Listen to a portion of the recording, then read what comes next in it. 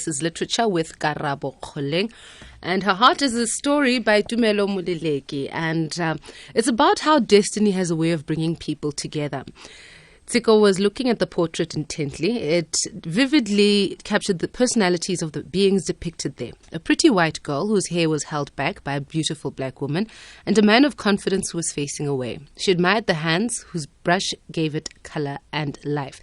Now, it's just the blurb is a glimpse into these into the minds of these women and the men who sort of run their lives. Basically, what happens is, I'm going to try and lay this bare for our listeners, because I try to tweet about it, because I try and tweet a little bit of what I'm reading, so that people can tune on Sunday and they have an idea of what's been happening, during the course of the week and the books that are coming up. And with this one, you've got this man, and he has a wife. Yes. And then this woman visits from England. And she has left her daughter behind in England. And she and this Mosotho man get it on. And they fall in love, actually. They fall in love and they have a kid. But then the wife the woman that he's in love with, the English woman, passes away. And the child is, he insists that the child be raised by his Mosotho wife. And he's got a much older son with this wife. Who goes to England and comes back. So when we meet these people, this is when the son now is running the farm. It's two farms next door to each other. Yes. Now in England, the English woman's daughter is wondering, her mom went to Africa and she never heard from her. So she needs to go and find out what was going on there. And this is after she's been given a heart, because she had heart problems. So heart transplant, and the heart came from Africa. It turns out that the heart was the heart of the wife of the big dad, right? Yes. Am I following? Yes, no, you've Tumelo, welcome to the program. Welcome to Thank SAfm you Literature. so much. Now, I was saying earlier that, Danielle Steele has got nothing on you, and Virginia Andrews, because they write those sort of big family sagas. You do it in 132 pages. How on earth did you get that right? It's very weird, because, from quite a young age, I've been someone who's been very good at what you call creative writing, in that, I guess, my imagination always took me places and stuff, and I would write sometimes books, but I would never really finish them because something would always get in the way. But this particular one, I believe it kind of wrote itself, because one day I was sleeping, and then while I was asleep, I had a dream where I could see this painting that I describe in the book. And when I woke up the following morning, something told me that I had to write about that story. And, as I started writing, the words just kept spilling out of me. I couldn't believe it myself. I thought maybe, I don't know, somewhere along the way I'm going to get stuck and I won't even know, where to go or which direction the book should take. But it was almost like, it was out of my hands. Now, Tsiko she's a cleaner in basically, right? She's like a servant in the house. Yes. Now, Tsiko's older brother is now running the farm, yes. And he lives on the farm next door. But on the farm where Tsiko lives, this English girl now who's coming to find out what happened to her mom and her heart and all of that, yes. She is basically, she runs the household of the second farm where the brother doesn't live on. And Tsiko's aware of this guy being her brother, but she's not quite sure of the circumstances and how everything ends up coming together. Well, basically what happens is that Tsiko's father, because Tsiko basically did something that upset the father very much. She got pregnant with a half-brother. Yes. And she didn't know it was a half-brother. Only the father knew. Yeah. No, she didn't. And then, unfortunately, she miscarried that baby because, she found out about the half-brother being the half-brother in a very situation that is kind of not ideal. Mm. So basically the father was feeling that, Tsiko is I guess one of those children who kind of grew up privileged, so they can never really be sure what they want in their life. So even at school, she would change her mind about this and about that. And so the father thought that maybe if she was to basically kind of live a more humble life, have a humbling yes, experience. have a humbling experience, then perhaps, she might actually start appreciating what she has Get her and who act she together. is. And so she basically, he sends her to his son's farm, because the son sort of runs the two farms, but he runs mainly the one where Tseko was, and the other one he's helped by his other brother. Now, all the big stories nowadays, all the big novels, they're inspired by cities. You decided to go and put it on the farm. Why in the 21st century?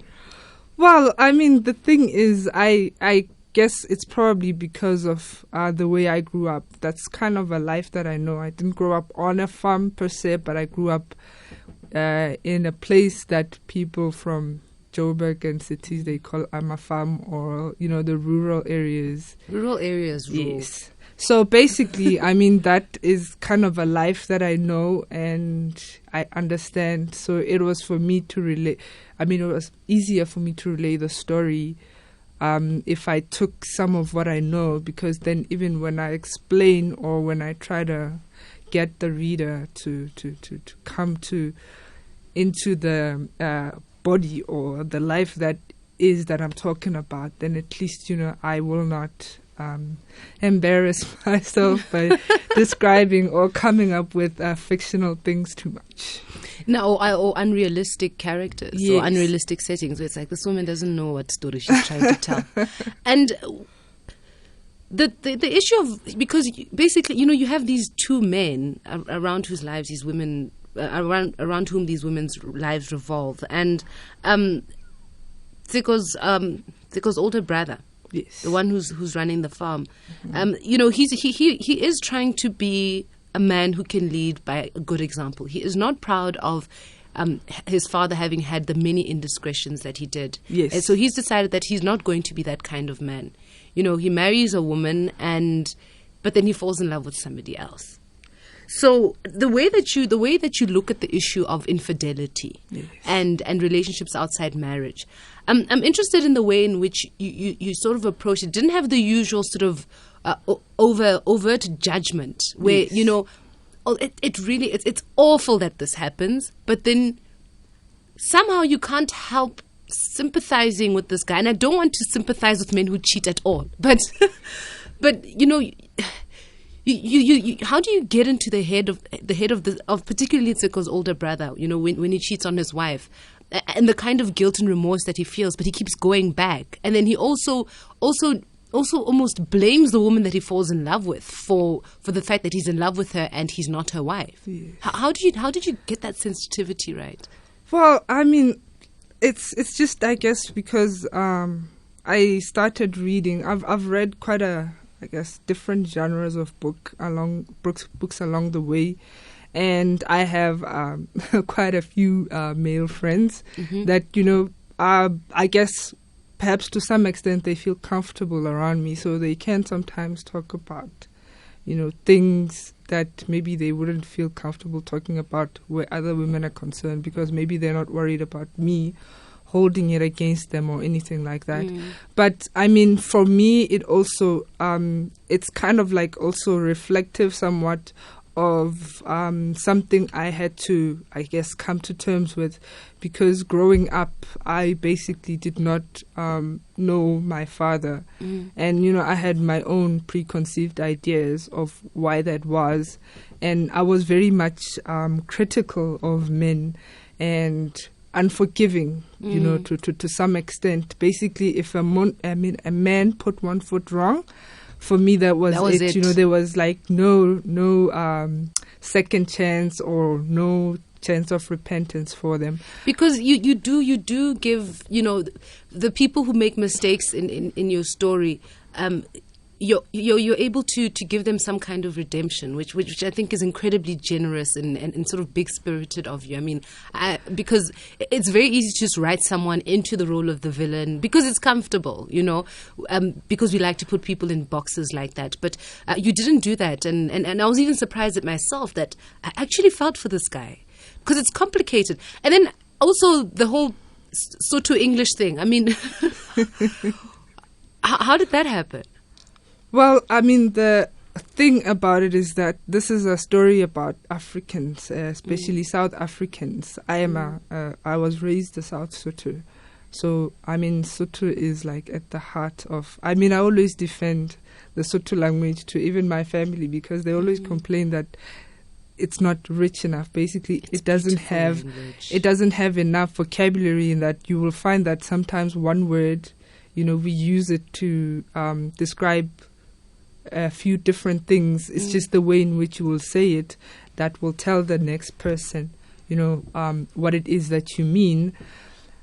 So because I wrote this book with the intention of South Africans who can basically, I mean, here, even if you're Tsonga or Shangaan, you basically can read and understand the languages, even if maybe, you might struggle here and there with some of the more complex combinations of letters and stuff. But the basic thing is that if you read it or you hear someone say it, you kind of like you can pick it up. Yes, definitely. You can pick it up. And also, what I also like about the story, talking about the sort of intercultural thing, is that in many African families, there are a few relatives who are from Europe. Let's just face it, huh? We've got those stories, and in many white families, I'm doing inverted commas, everyone's got relatives who don't quite look like everybody else, and it's our story. It's the human story. Her Heart is published by Dorrance. It's available for 150 Rand. Congratulations on such a riveting debut. Thank you so much. It was Thank great you reading. for inviting me. You're welcome. Thank you for coming in on a Sunday. First radio station to. Well, congratulations.